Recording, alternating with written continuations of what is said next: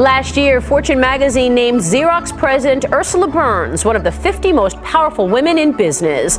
Known as an unconventional thinker who embraces new ideas, Burns is credited with saving the company from bankruptcy and restoring Xerox to its rightful place as one of the great innovative companies of our time. Ursula, nice to have you here. Thanks for joining us. Really pleased to be here. Your entire story seems to be steeped in radical thinking. Are you a radical thinker? You think of yourself that way? I think so. Yeah, I think I am. I'm definitely a different thinker. What's the DNA of a radical thinker? I think difference. Coming from a place that is different than the norm helps to make that a natural way to approach problems or opportunities. And so I came from a different place. Where? So in other words, your upbringing really sort of shaped who you are as an executive, as a leader. I was born and raised in Lower East Side of Manhattan, single mother, you know, the story most people have read about. And that, for me, is normal, and my approach to problems is from that background. But most of the problems in industry are approached by different people with different backgrounds. And so this mix at Xerox allows this mix to actually come out and be a positive contributor to problem solving, a positive contributor to opportunities is great. It was a great place for me to land because it allowed me to be me. And you faced this idea that you had to redefine the company. You had to redefine innovation. Tell me how you did it at Xerox. Yeah, I mean, crisis is an amazing motivator. When you're in serious trouble, we were in serious trouble at Xerox in the early part of the 2000s, and we had to actually think about what was our company about? What was the value that we brought to customers? So we actually used innovation as the backbone to fundamentally define again, to redefine our company. So we actually steeped in innovation, started from innovation, steeped in innovation, moved our company forward and redefined ourselves. From success came more and more success. But put it into practicalities for us. I mean, how did you do it? Did you go back to basics and saying, I mean, because sometimes innovation is not necessarily a new great product, right? It's back to basics and saying, what should be driving this company? What are the sort of themes that will take us to the next level? Right, and for us it was, I mean, I love the words back to basics, because for us it was really that.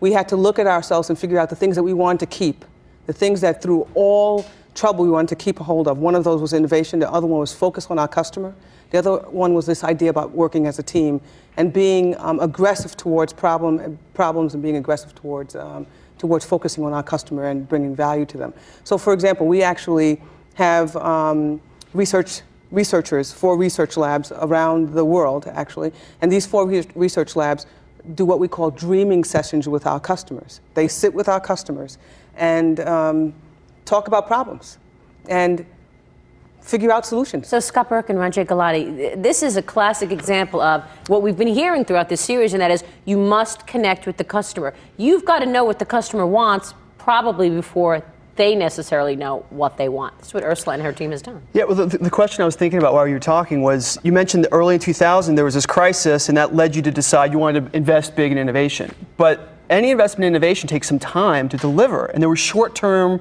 pressure on you guys to figure things out. So how did you, this is a great practical story, if you knew you had to make a long-term bet, but there's short-term pressure on you to fix everything, how did you manage that contrast? Some of it is just belief in a model that has worked for you in the past. Xerox is a company based on innovation. We started 70 years ago. A guy decided to, he figured out a solution to a problem, and that solution to a problem formed an industry 20 years later. That's the company that we're in.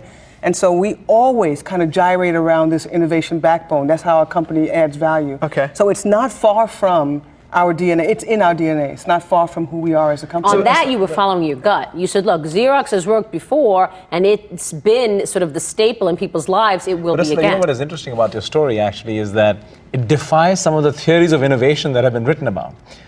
Most people will say that it's very hard to find a revolutionary from within.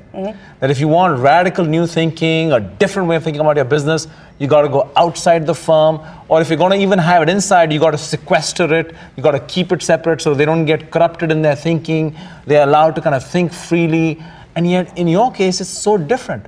You actually led a revolution from within. Right from the center, not from on the periphery, not from outside. You're saying, no, revolution. And It was people who had grown up in a Xerox. Right. How do you get revolutionary thinking among people like yourself who are lifers at Xerox? Right. How does that happen? I tell you, I said it earlier, crisis is an amazing motivator. We were in a crisis. We had to make some really distinct choices, and we made them. And one of those choices was that we were not going to stray far from the things that made Xerox great in the past. Some things we had to change, but there were some things that made our company great. Innovation was one of those. Where's the next innovation coming from? Two areas that we are really focused on, because the good news is this is where the market's growing, this is where the market is going, and this is where the pain points of customers are. When you go to your doctor's office, for example, and the first thing that they do is hand you a form to fill out. Every time you go to the doctor's office, the same form comes out. Exactly. There needs to be innovation when it comes to the healthcare industry. Don't worry, we're working on it. So what we're doing there is this is a place where digitizing that information, storing it in a way that you can actually keep it secure, you can retrieve it when you want, and manipulate it and manage it when you want, and share it when it needs to be shared, is a place that Xerox is spending a lot of its research and development dollars to make sure that we can actually take the pain points and the crush points out of these document-intensive processes. Another one is I'll give you an example. We work with a school district in Wilkes-Barre, and this school district has 7,000 students, and it took them, before we got involved with them, 2 weeks to enroll a student. We got that time down to 30 minutes, from 2 weeks to 30 minutes. Incredible. Incredible, by digitizing, automating and digitizing the whole enrollment process. It reduces errors, speeds up time, of course, and obviously allows teachers and administrators to get back to the real business of